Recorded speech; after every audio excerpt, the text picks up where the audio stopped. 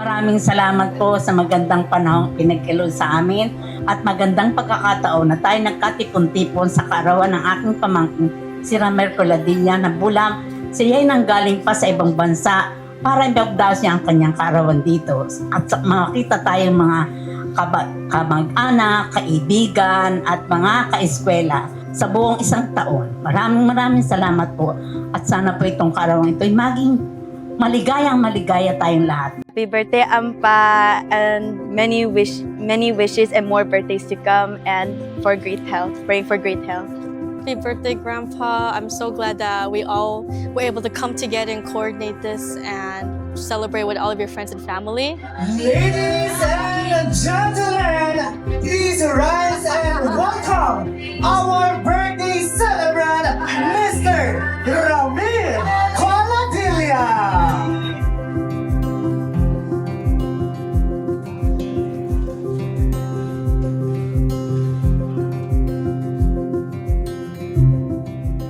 20 years bago tayo nakapag-celebrate together as a family.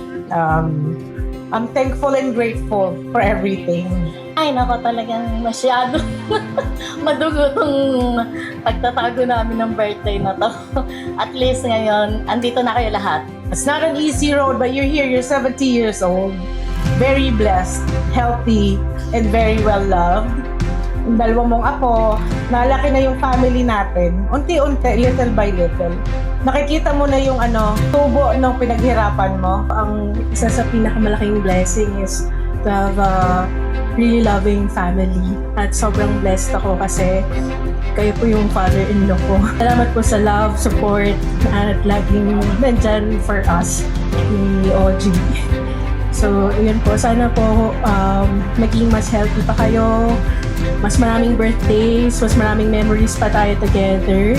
Pagpalakas pa po kayo kasi gusto namin sa lahat ng milestones and achievements namin, nandun po kayo. Happy birthday po. Humihina ka, naramdam ko na yung love mo hindi nagbago. Dati kung totoo yung parallel universe and reincarnation, ikaw pa rin ang pipiliin ko.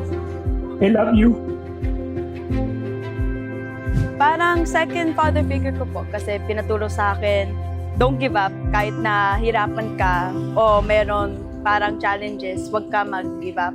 You were such a great motivator and great idol for me, someone to look up to. Seeing how hard you worked, how patient you were, and everything you've accomplished makes me feel like I can do that too because of how supportive you are. Thank you po for teaching me that I can be myself. Thank you for letting me be myself without anyone else's approval.